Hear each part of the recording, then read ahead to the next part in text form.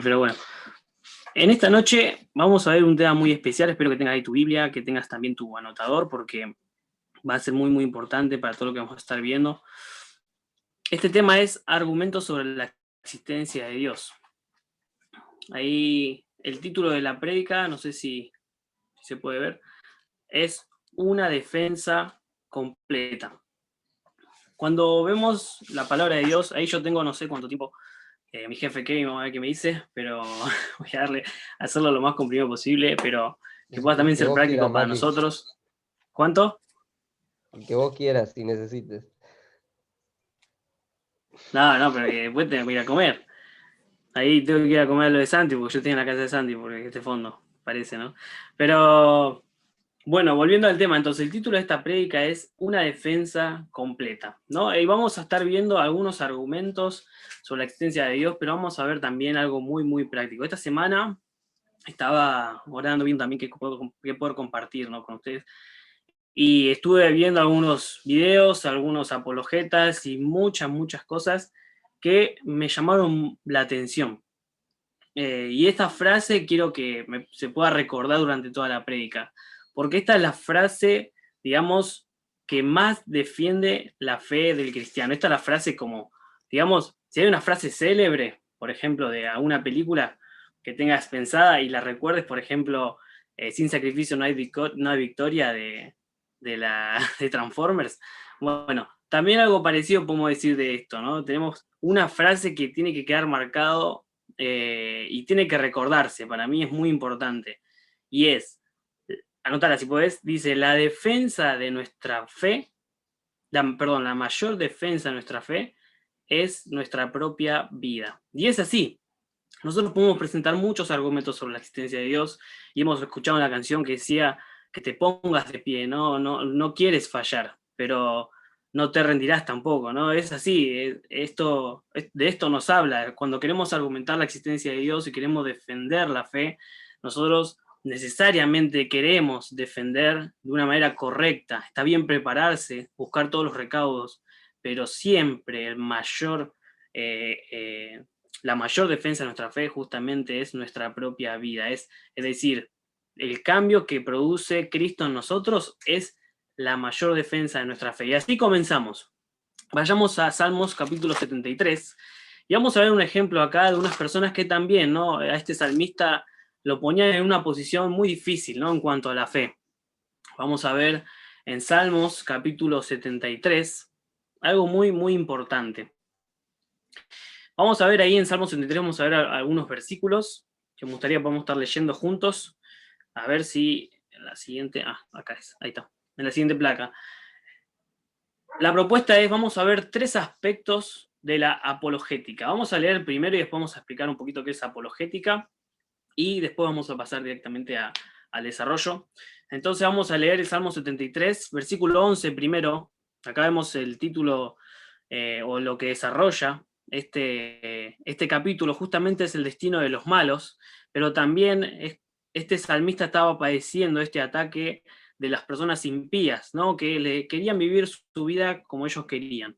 Y justamente no aceptaban la manera de vivir de esta persona, ¿no? Y ellos dicen en el versículo 11 de Salmo 73, dicen, ¿cómo sabe Dios? La segunda pregunta es, ¿y hay conocimiento en el Altísimo? Vos fijate que ellos ponen a Dios en esto, ¿no? ¿Cómo sabe Dios? Se preguntan sobre Dios, pero no lo hacen de una manera buena, ¿no? Lo hacen de una manera más perspicaz, ¿no?, con cierta mala intención. Y dicen, ¿y hay conocimiento en el Altísimo? Vamos a ver del 15 al 17, porque este salmista va a responder y va a decir, si dijera yo, hablaré como ellos, he aquí a la generación de tus hijos engañaría.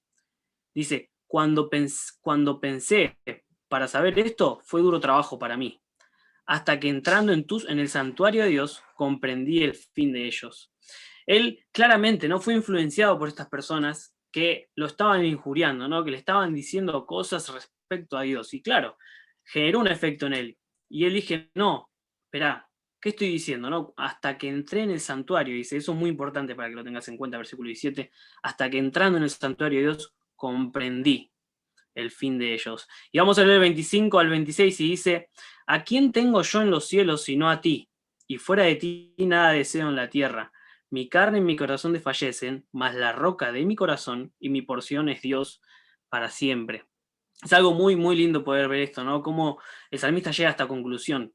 Y llega al versículo 26 diciendo, mas la roca de mi corazón y mi porción es Dios para siempre. Espero que también eso pueda ser algo que podamos decir nosotros, ¿no? Vamos a ver tres aspectos de la apologética. Primero tenemos que preguntarnos, ¿no? ¿Qué es la apologética? Apologética literalmente significa la defensa de la fe, ¿sí? Podemos poner defensa ferviente de la fe, podemos escuchar muchas variaciones, pero el término es defensa de la fe. La apologética es lo que va a defender la fe, nuestra fe, la fe que nosotros creemos, el creacionismo, ¿no? Creemos en Dios, creemos en Cristo, creemos en su salvación, en su resurrección y en su pronta venida. Nosotros podemos decir entonces que somos apologetas, ¿sí? Somos defensores de la fe y también de esa manera tenemos que vivir, ¿no? Como este salmista. Y que él dice, más la roca de mi corazón y mi porción es Dios para siempre. Entonces vamos a ver tres aspectos de la apologética que nos van a enseñar, ¿no? Nos va a tener una parte práctica. La primera quiero que veamos y es la iniciativa. En Salmo 73:11, vuelvo a leer y dice, ¿cómo sabe Dios? ¿Y hay conocimiento en el Altísimo? Yo anoto algunas cositas, porque cuando vemos y miramos ¿no? el punto de vista del mundo, específicamente de los ateos, podemos encontrar que muchos de ellos hacen muchas preguntas. Yo me pensaba en este ejemplo, ¿no? Pero los cristianos decimos, ¿por qué no? Pero los ateos dicen, ¿por qué sí? Ellos todo el tiempo se preguntan todo, hasta lo que no hay que preguntarse, ¿no? Eso justamente cuando lo veíamos en filosofía, el profe nos explicaba que tenemos que preguntarnos todo. Está bien preguntarse todo, pero no te preguntes cosas redundantes, vamos. Pero cuando nos ponemos, ¿no? En esta posición de apologetas, tenemos que entender algo, ¿no? Si vamos a defender la fe, no tiene que ser un debate de quién tiene la razón. El objetivo siempre es presentar a Cristo. Justamente, debemos tener la iniciativa de responder a todas las dudas, pero justamente para afianzar, primero, nuestra propia fe y poder presentar al Señor Jesús. Así que vamos a ver que esa iniciativa, mayormente de las preguntas y de la instigación, siempre es algo que tienen las personas que no creen en Dios, que son ateos y que no quieren por ninguna manera creer en Dios. Entonces ahí tenemos que plantearnos algo, que ellos siempre están dudando. Entonces ahí dice una frase, dice, la respuesta ante la duda siempre es negar a Dios. ¿Ves? Ellos siempre apuntan a esto, siempre tienen la iniciativa para negar a Dios. Entonces yo ahí anoté primero, la iniciativa se motiva por la duda. La duda puede tener dos objetivos. La duda, vos podés dudar de cosas que estén bien, es decir, no está mal dudar de la Biblia. Lo malo es dudar con una mala intención de la Biblia. No está mal dudar si es que estamos vivos. Lo malo es decir que estamos muertos cuando estamos vivos. Es decir, no tener ninguna justificación para lo que queremos, pero aún así hacerlo. Justamente hay dos objetivos en cuanto a la duda. El primero es justificar actos malvados, ¿sí? En cuanto a la duda, uno puede tener una duda y todo el tiempo querer aclararla y chocar con eso y pelear con todo el mundo por defender una idea para justificar sus malas acciones. Es decir, cayó en pecado esta persona, no quiere reconocer el pecado, entonces busca un versículo bíblico que lo ayude a reconocer eso. Entonces empieza a generar duda y a plantear dudas en muchas personas con el objetivo de justificar sus actos malos. Ahora, sus actos malos siempre fueron sus actos malos, y esa es la verdad, porque es lo que se ve, es lo que se comprobó, y etcétera, etcétera. Pero esta persona no quiere reconocerlo, entonces usa el relativismo, o sea, no poner las cosas como son para justamente su objetivo sería justificar sus actos malvados. Después está la duda con objetivos de justificar ideales, que esto es justamente la correcta duda, es decir, dudar en el buen sentido. Cuando nosotros creemos en Cristo, hemos recibido a Cristo como nuestro Salvador, seguramente ha llegado a un punto en nuestra vida donde dijimos, ¿y si es verdad que Dios existe o no existe? Siempre yo creo que llega a un punto, a cierto punto, por más que hayas salido de una familia cristiana o no, que te llegues a empezar a dudar de Dios. Es decir, nos empezamos a guiar por la otra duda, la duda que justamente es carnal, es humana, ¿no? Que quiere llevar a justificar nuestros malos actos, y no nos dejamos guiar por las justificaciones por medio de ideales. A eso es lo que quiero llegar. Cuando nosotros dudamos, ¿no? Con fin de afianzar nuestra fe, está correctamente bien, no está mal. Pero cuando lo hacemos para justificar malos actos, entonces ahí es el problema. Y ese es el objetivo que el mundo quiere, que los ateos quieren llegar. Ahora, yo noté algunas causas de rechazar la idea. Son 3. Esto lo puedes encontrar en el libro de Evidencia que exige un veredicto, ¿sí? De Josh McDowell. Es un buen material porque si empezamos a plantear acá las cuestiones que podemos resolver en cuanto a la argumentación en cuanto a Dios, vamos a tener un montón.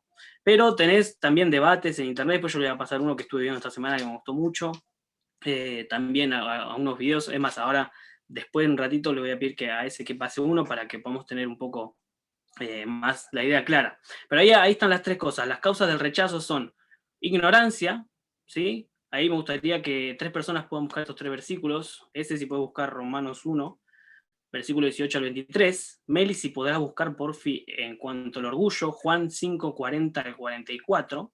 Y Kevin, si podés buscar el problema moral, Juan capítulo 3, versículo 19 y 20. Ahora, cuando la persona que no tiene a Cristo rechaza esta idea de Dios, ¿sí? Porque claramente hay varias razones. Ellos pueden decir una de las razones, yo no creo porque es ilógico, pueden decir. Pero detrás de eso, o existen estas 3 cosas, ignorancia, o por orgullo, o por un problema moral. Esas son las 3 causas de rechazo, siempre parten de esa iniciativa. Vamos a leer primero la causa del rechazo en cuanto a la ignorancia. Romanos 1, 18 al 23, ¿me lees, por ese? Sí, dice, porque la ira del Dios se revela desde el cielo contra toda impiedad e injusticia de los hombres que detienen con injusticia la verdad, porque lo que de Dios se conoce les es manifiesto, pues Dios, perdón, se lo manifestó. Porque las cosas invisibles de Él, su eterno poder y deidad, se hacen claramente visibles desde la creación del mundo, siendo entendidas por medio de las cosas hechas, de modo que no tienen excusa. Pues habiendo conocido a Dios, no le glorificaron como a Dios, ni le dieron gracias, sino que se envanecieron en sus razonamientos y su necio corazón fue entenebrecido. Profesando ser sabios, se hicieron necios y cambiaron la gloria del Dios incorruptible en semejanza de imagen de hombre corruptible, de aves, de cuadrúpedos y de reptiles. Ahora vos fíjate, ¿no? Muy lindo lo que decía ahí, gracias ese, el versículo, pero quiero que pongas la mirada en esto, ¿no? Ahí estaba Pablo presentando y diciéndole a los romanos, le estaba diciendo, ¿no? Cambiaron, ¿no? Ellos modificaron, trataron de tergiversar, profesando ser sabios se hicieron necios. Menciona muchas cosas en cuanto a lo que las personas quieren creer, es decir, dice que Dios se hace visible por su eterno poder y deidad a través de las cosas visibles, es decir, la creación, la naturaleza, la explicación de este universo. Claramente tiene el diseño hecho por alguien inteligente, alguien como Dios. Entonces, ¿cuál es el problema de la persona atea? Que dice, no, yo no, porque no, jamás me interesó. Entonces, por ahí escuchan a otras personas y se guían por eso, y justamente la ignorancia haga que decidan no creer. Ahora, vos fíjate que dice el versículo, no tienen excusa. Entonces, como no tienen excusa porque todas las cosas visibles evidencian que existe un Dios, entonces la persona, lamentablemente, por ignorancia decide rechazar. Decide vivir en su pecado, tranqui, sin que nadie lo moleste. Si total, vamos a vivir esta vida, nos morimos y listo. No tiene una mirada muy pesimista de las cosas por lo general, tiene una mirada muy superficial de las cosas y entonces por lo general tienden a ignorar. Ahora la segunda cosa es el orgullo, ahí lo tenés Mary por fin para leer. Sí, dice Juan 5:40. Y no queréis venir a mí para que tengáis vida. Gloria de los hombres no recibo. Mas yo os conozco que no tenéis amor de Dios en vosotros. Yo he venido en nombre de mi Padre y no me recibís. Si otro viniere en su propio nombre, a ese recibiréis. ¿Cómo podéis vosotros creer, pues recibís gloria los unos de los otros y no buscáis la gloria que viene del Dios único? Muchas gracias, Meli. Vos fíjate cómo empezaba, ¿no? O sea, no están buscando mi gloria, ustedes están buscando la suya. Claramente acá el problema era el orgullo, ¿no? De estos fariseos, que ellos claramente no querían aceptar que él era el Hijo de Dios. Y el orgullo muchas veces también lo que va a pasar cuando una persona te viene a argumentar de que no existe Dios, es una de las causantes por la cual van a decidir rechazar. Entonces ahí vemos, ¿no? Que no quieren aceptar la gloria de Dios, el orgullo no los deja avanzar. Y dicen, yo sé más que vos, así que vos no me podés enseñar. Entonces ahí tenemos el problema moral. Ahí, Kevin, ¿lo podés leer, por fin? Sí, Mati. Dice, y esta es la condenación, que la luz vino al mundo, y los hombres amaron más las tinieblas que la luz, porque sus obras eran malas, porque todo aquel que hace lo malo aborrece la luz y no viene a la luz, para que sus obras no sean reprendidas. Muy bien, ahí vimos, ¿ves? También el problema moral, esta cuestión de que la persona no quiere acercarse porque tiene algo escondido y no quiere confesarlo, no quiere cambiar su vida. Esto es normal y suele pasar que cuando defienden la fe, las personas que utilizan este tipo de argumentos, por lo general esconden un problema moral. Esconden un problema que no quieren sacar a la luz, que no quieren resolver, entonces prefieren vivir la vida de esta manera. Ahora vemos que la iniciativa se motiva por la duda. La persona atea que duda, la persona que no cree en Dios que duda, claramente está causada, claramente rechaza la idea de Dios por alguna de estas tres cosas. Pero ahora hay un trasfondo que tenemos que resolver, y la iniciativa y su trasfondo, en el segundo punto, vemos ahí un versículo que dice Colosenses capítulo 1, versículo 28. Yo se los leo.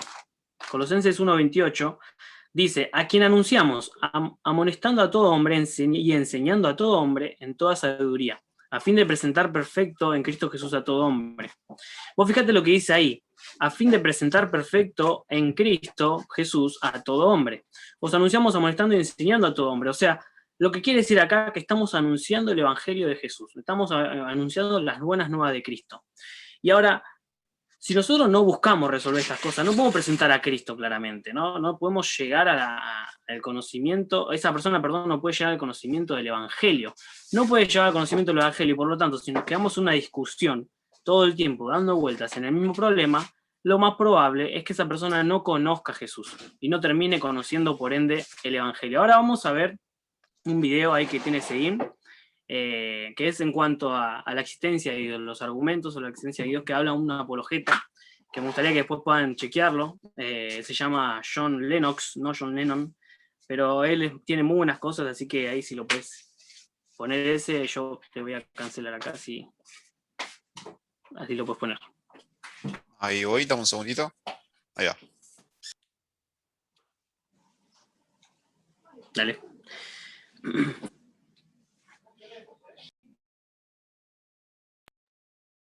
What scientific evidence exists to prove God's existence? Well, I've been trying to talk about it for an hour. So that person hasn't been listening. But maybe they have. And they haven't. What scientific evidence exists to prove God's existence? Well, I've been trying to talk about it for an hour. So that person hasn't been listening. But maybe they have. And they haven't quite understood that what I'm claiming is, firstly, God's fingerprints are to be seen at different levels in nature. First of all, the sheer impression of glory as you look out on a galaxy at night. And that has impressed many, many people who are not scientists, but it has impressed scientists. The great philosopher Kant says, the starry heavens above me and the moral law within me. Those two things convinced him of God. Kant was not an atheist, by the way, in case you've been taught he was.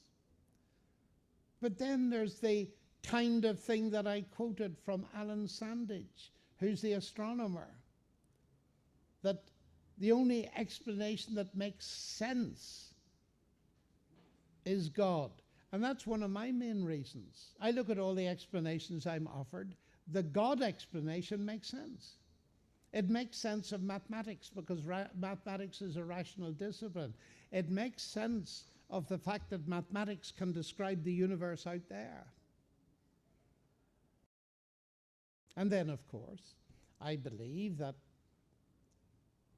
in biology, DNA and its structure, in the nature of its complexity, not its complexity, but the nature of it. Antony Flew was a world-famous atheist.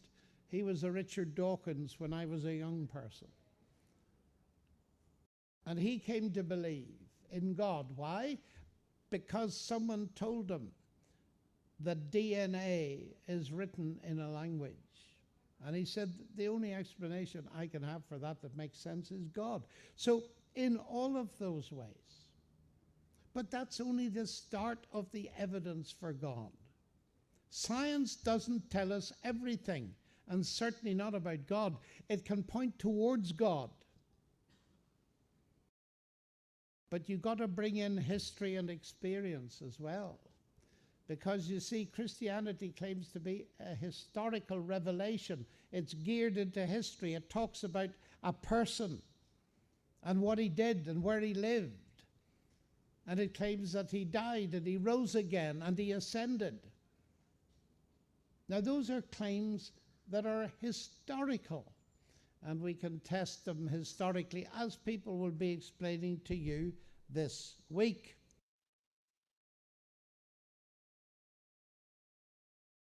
Muy bien, gracias, ese.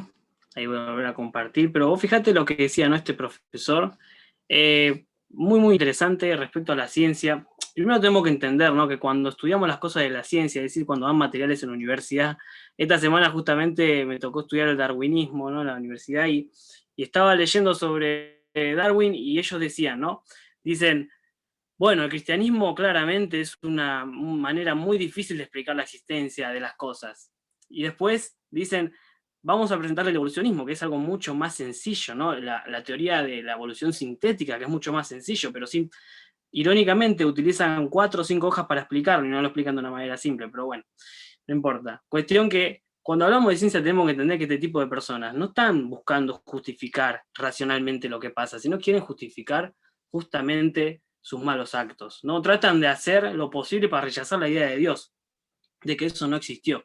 Y sin embargo, cada vez que la ciencia se mete más, descubre que hay algo más complejo que claramente fue Dios. Y hay una frase que ahí está en el anotador del otro costado para que la notes, y es: la iniciativa nos ayuda a presentar a Cristo. La iniciativa nos ayuda a presentar a Cristo. Cuando no respondemos a las dudas, cuando nos quedamos callados y no respondemos a lo que nos dicen las personas para querer indagar sobre Dios, entonces lo que estamos haciendo es no presentar a Cristo. Justamente tenemos que estar preparados para responder a cada una de estas. Por ejemplo, te voy a hacer una pregunta difícil, quizá la puedes ir resolviendo en tu mente mientras voy pasando al otro power. Tenemos que entender que estas preguntas son complicadas, pero que tienen toda una respuesta. Por ejemplo, la primera es: ¿quién creó a Dios? Esta es una pregunta que se hacen, por ejemplo, muchos ateos. O la segunda es: ¿por qué Dios creó la maldad? Después la tercera tenés: ¿por qué Cristo muriendo en la cruz fue la única manera de ir al cielo? ¿Que Dios no tenía otras maneras más fáciles de hacerlo que matar a una persona? Y otra pregunta también es: ¿la Biblia fue escrita por hombres? Por lo general estas son las más actuales que tratan de usar para poder rebatir y debatir con cristianos, pero volvemos al punto, ¿no? Justamente nos tiene que motivar esto a presentar a Cristo, no a defender una idea. Podemos aclarar todas las dudas, pero el objetivo siempre es anunciar el Evangelio. Si no buscamos presentar a Cristo, entonces estamos haciendo claramente lo incorrecto cuando nos planteamos a defender. Entonces la iniciativa es uno de los pasos y uno de los aspectos, ¿no?, de la apologética. Por eso tenemos que la iniciativa nos ayuda a presentar a Cristo, pero como segunda cosa tenemos la influencia. El segundo aspecto es la influencia. Salmo 73, del 15 al 17 lo habíamos leído, ¿no? Y ahí me gusta porque el salmista empieza a decir: yo dije en mi mente, ¿no? Claramente lo que estaba viviendo, la circunstancia, le empezó a afectar en su cabeza, ¿no? Y empezó a pensar y a decir: ¿Dios será que existe de verdad? Y este salmista fue muy sincero, ¿no? Porque dijo: no, ¿cómo voy a decir esto? O sea, voy a decepcionar a los hijos de Dios, claramente, no voy a estar haciendo lo correcto. Pero me encanta el versículo 17, dice: hasta que entrando en el santuario de Dios, comprendí. Justamente esto nos habla de la influencia. Ahí hay al principio dice: la globalización y el relativismo moral que vivimos hoy en día lograron que haya cada vez más ateos. Hoy en día sí, hay cada vez más ateos. Y justamente esto es lo que quieren justificar y utilizan este argumento para decir: bueno, la idea de Dios es un poco antigua, es un poco vieja, ya no nadie cree en Dios. Justamente es esto, porque el relativismo de las cosas, de cómo vivir la vida, se va cada vez más haciendo más chicle, digamos, ¿no? Los gobiernos van aceptando cosas, van imponiendo cosas como la ley del aborto, como bueno, el LGTBIQ+, H y todas las palabras que siguen. Pero tenés muchas maneras, ¿no? Todos ellos justifican todas estas cosas y ellos dicen: mira, hoy en día nadie dice que es la verdad, así que por lo tanto vos no quieras venir a imponerme una verdad. Entonces, vemos que lo que influye afecta. Ahí tenemos el primer punto que dice: lo que nos influye afecta, y tiene 4 cosas que anoté ahí que me parece que son las más amplias y las más concretas en cuanto a este punto, ¿no? En la influencia del mundo. Es decir, vos podés entender que influenciando por las cosas que vas adquiriendo, es decir, en redes sociales, en donde vamos a trabajar, donde estudiamos, donde nos pasamos nuestro mayor tiempo, mayormente hay muchas cosas en cuanto al ateísmo y nosotros vamos viviendo por sobre ellas y cada vez vamos teniendo más presión y más presión y más presión. Entonces lo que nos influye, primero afecta nuestra percepción, dice. Primer punto es, afecta nuestra percepción. Lo que nos influye afecta nuestra percepción, la manera de ver las cosas, la manera de mirar a las personas. No influye, ¿no? Cada vez más vemos y decimos, este como se comporta claramente debe ser así o asá. Mayormente nos estamos afectados por esto, ¿no? Y nos afecta lo que nos influye. También vemos que también condiciona o nos afecta en nuestras decisiones, en qué decidimos, qué hacemos.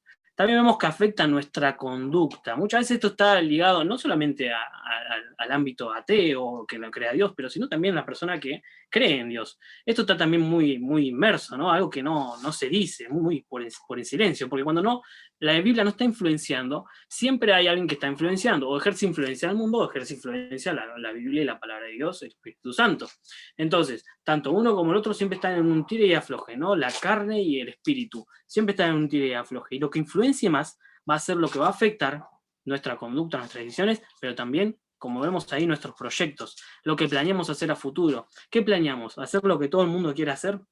Tener una carrera, vivir la vida, disfrutar la vida. Y el concepto del mundo, ¿no? Del relativismo moral, que hoy en día se hace cada vez más evidente y su influencia pega cada vez más en el cristianismo. ¿Cuáles son nuestros proyectos? ¿A dónde queremos apuntar? ¿Por qué lo queremos hacer? ¿Está basado en la influencia de la palabra de Dios y el Espíritu Santo? ¿Está influenciado por el concepto mundanal de las cosas? Entonces tenemos que pensar estas cosas. Y lo que nos influye afecta. Pero segunda cosa, nuestra influencia afecta. Y ahí en 1 Tesalonicenses, vamos a ver a los tesalonicenses, que Pablo les escribe, ¿no? Esto y dice, ustedes son un ejemplo.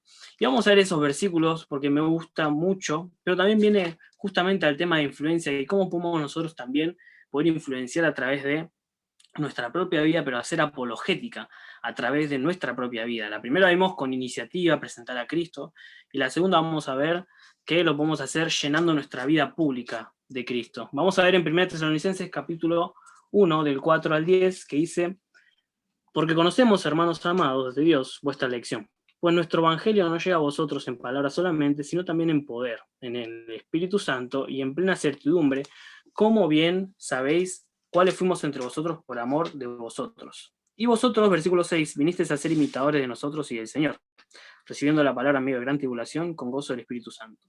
De tal manera que habéis sido ejemplo a todo lo de Macedonia y de Acaya que han creído, porque partiendo de vosotros ha sido divulgada la palabra, escucháis, no solo en Macedonia y en Acaya, sino también en todo lugar vuestra fe en Dios se ha extendido. De modo que nosotros no tenemos necesidad de hablar nada. Y después sigue, ¿no? Empieza a presentar también un poquito más hablando de esto, pero es increíble, ¿no? Como su ejemplo dice, nosotros no tenemos necesidad de hablar nada. Tenemos que llegar al punto de entender que nuestra influencia tiene que ser tal en las personas que no creen en Dios, hasta el punto que esa persona no tenga que decir nada de nosotros. Qué difícil, ¿no? A veces es muy complicado esto, pero fíjate que ahí dice en el anotador, para que anotes también, dice, la influencia nos ayuda a orientar a otros a Cristo. Nuestra influencia va a ser que orientemos a otros a Cristo, es decir, la mayor cercanía que van a tener ellos de Dios sos vos, es tu propia vida. No hay otro ejemplo. Y si la persona que presenta a Dios presenta cosas que son medio de doble, viste, medio dudoso, entonces van a pensar que Dios es dudoso. No hay otra manera, porque la influencia siempre termina afectando, porque la influencia del mundo afecta a nuestra vida, pero nosotros ¿qué hacemos? ¿Nos quedamos callados y simplemente no decimos nada? Me gusta mucho esto, ¿no? Lo que decía. De modo que nosotros no tenemos que decir nada. Y justamente ahí te anotá y la frase, si la podés terminar, joya, la influencia nos ayuda a orientar a otros a Cristo. Y por último, tenemos el impacto. El impacto, ahí vemos el capítulo 73 de Salmos, otra vez, ahí vemos el versículo 25 al 26, habíamos dicho entonces que la iniciativa, primero nos ayuda a presentar a Cristo, la iniciativa de hacer preguntas, de responder dudas, pero con el objetivo de presentar a Cristo, es lo que tenemos que hacer en cuanto a la defensa de la fe. La segunda es la defensa de la fe. El segundo aspecto es la influencia, y la influencia nos ayuda a orientar a otros a Cristo, nos ayuda a guiar a Cristo a las personas. Pero lo tercero, vemos ahí el impacto. Capítulo 73, versículo 25 al 26, dice así. Dice así: ¿a quién tengo yo en los cielos sino a ti? Y fuera de ti nada deseo en la tierra. Dice: mi carne y mi corazón desfallecen, mas la roca de mi corazón y mi porción es Dios para siempre. Vos fíjate lo que dice ahí, ¿no? Al final, más la roca de mi corazón y mi porción es Dios para siempre. Vas a ver ahí una frase al principio que dice: nuestra relación con Dios será impactada en la medida que entendamos que no hay nada que nos haga sentir completos y felices como con Dios. Vos fíjate, nuestra relación con Dios será impactada en la medida que entendamos que no hay nada en el mundo que nos haga sentir completos como con Dios. Ahora, si vos pensás que la satisfacción también se puede encontrar a través de otras cosas, claro que sí, humanamente hablando hay otras cosas que nos satisfacen, pero no hay nada que nos haga más feliz que Dios. Entonces, cuando viene la duda de si Dios existe, de si Dios es real, de que si Dios y el cristianismo está bien, quiero que te preguntes esto: ¿hay otra cosa en el mundo que te haga más feliz que Dios? ¿Hay otra cosa que te llene más que Dios? ¿Hay algo que te dé la satisfacción plena que no sea Dios? Anda y buscala. Vas a encontrar, como mencionabas antes hace un rato, ¿no? Como el hijo pródigo, yendo a la porquería, a la pudredumbre, y te vas a dar cuenta que donde estabas al final siempre fue el lugar correcto. Y después vas a venir frustrado, fracasado, porque te quisiste meter en ese mundo, ¿no? Hay muchos chicos que terminan del cristianismo al ateísmo. ¿Por qué pasa esto?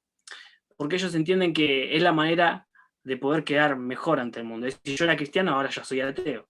No, hay un canal que se llama Que Fish TV, si lo pueden después chequear. Tiene muchas cosas muy feas, pero la que dirige el canal es una chica que se convirtió al lesbianismo y ella era cristiana, servía en la iglesia, iba a las cosas de Dios y terminó yendo, lamentablemente, hacia el pecado y hacia el lesbianismo, ¿no? Qué triste que es ver ese tipo de personas. Y ahora cuando vos ves sus videos, ella dice: yo no estoy enojada con el cristianismo, dice, yo estoy enojada con las personas que son homofóbicas, dice, ¿no? Ahora, a mí me llama la atención que ella no está enojada con el cristianismo, pero sí acepta su pecado. O sea que la justificación de por cuál se fue el cristianismo al mundo es por su pecado. Lo está diciendo ella misma, no está diciendo otra persona. Y así podemos encontrar muchos y muchos casos, ¿no? De personas que son, este canal tiene más de 2 millones de seguidores, así que imagínate cuál es la influencia del mundo, ¿no? Hasta dónde llega. Ahora, el impacto de nuestra relación con Dios, cuando dice esa frase: más la roca de mi corazón y mi porción es Dios para siempre, nos está hablando de esto, de que Dios es lo único que puede satisfacer, nos puede llenar. Pero esto va a generar un efecto. Primero, punto A, en nuestras vidas, claro, obviamente, sí. Pero esto va a generar un efecto, ahí como dice, en nuestra relación con Dios y en otros. ¿Por qué? Porque el impacto de tu relación con Dios va a ser tres cosas, perdón. Ahí están anotadas. Dice: el efecto de nuestra relación con Dios en otros. Primero, dice: agudiza el impacto del argumento. Es decir, el argumento que presentes en cuanto a Dios, ahí dice, anota, agudiza el impacto del argumento. El argumento que presentes va a entrar mucho más efectivamente, va a hacer más efecto que una persona o quizás que en ese momento no hayas tenido una buena relación con Dios o no estés firme en las cosas de Dios. Que Dios no sea tu roca, que vos no entiendas que la plenitud se encuentra solo en Dios. Si vos no entendés todas estas cosas, entonces déjame decirte que ese impacto va a ser el mismo que con las palabras efímeras que dijiste. Se va a diluir como tu relación con Dios. El efecto, ¿no? Agudiza el impacto del argumento. Como segunda cosa, potencia el mensaje de la influencia. Es decir, el impacto de nuestra relación con Dios, de una persona que está tan cerca de Dios, que entiende estas cosas que hablamos recién, va a potenciar el mensaje de la influencia que tengas. Entonces, lo que va a hacer es que va a generar un impacto más grande, que lo que va a hacer el mensaje y la influencia va a expandirse. Se va a expandir a muchas personas. Va a comenzar aunque sea por tu familia, por tus amigos, por tu escuela, pero se va a empezar a ampliar a conocidos de conocidos, y cada vez que te vean las personas decir: este es un cristiano fiel, la verdad que siempre hizo las cosas bien. Potencia el mensaje. Pero como tercer cosa, permite que el Espíritu Santo obre, y eso es lo más importante, porque cuando estamos presentando y defendiendo a Dios, si el impacto de nuestra relación con Dios no es el correcto, no fue esto, como decíamos, como afirmaba nuestra fe, ¿no? Que Dios es la roca de mi salvación, y que entendemos que Dios es lo único que nos puede hacer felices, el Espíritu Santo no va a obrar, porque todavía hay dudas que hay que resolver.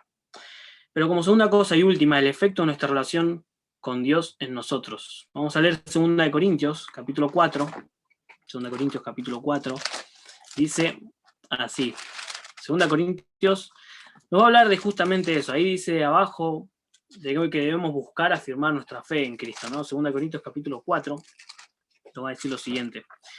Vamos a leer ahí, y lo encuentro. Dice del 16 al 18. 4, 16 al 18. Dice, por tanto, no desmayamos. Antes, aunque nuestro hombre exterior se va desgastando, el interior, no obstante, se renueva de día en día. Porque esta leve tribulación momentánea produce en nosotros un cada vez más excelente y eterno peso de gloria. No mirando las cosas que se ven, sino las que no se ven. Porque las cosas que se ven son temporales, pero las que no se ven son eternas. El hombre interior, dice, el hombre exterior se va desgastando, pero el interior se renueva de día a día. Esto produce un eterno, cada vez eterno peso de gloria. El impacto de nuestra relación con Dios va a hacer que el mensaje no impacte, que la defensa de nuestra fe tenga un ida y vuelta mucho más efectivo. Ahora, tenemos que ahí anotar, dice, el impacto nos motiva a acercarnos más a Cristo. Esa es la tercera frase, ¿no? Habíamos leído la primera, que es que justamente la iniciativa nos ayuda a presentar a Cristo.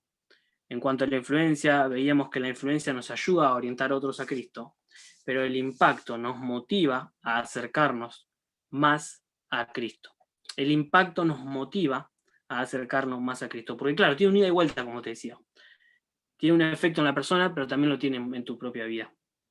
Ahora, vamos a ir a la última, ¿no? Y ahí dice el último versículo, si no santificad a Dios el Señor en vuestros corazones, estad siempre preparados para presentar defensa con mansedumbre y reverencia ante todo aquel que os demande esperanza que hay en vosotros. La pregunta para vos el día de hoy es, ¿estás dispuesto a defender tu fe? ¿Hay cosas que quizás dejaste de lado en cuanto a la defensa de la fe?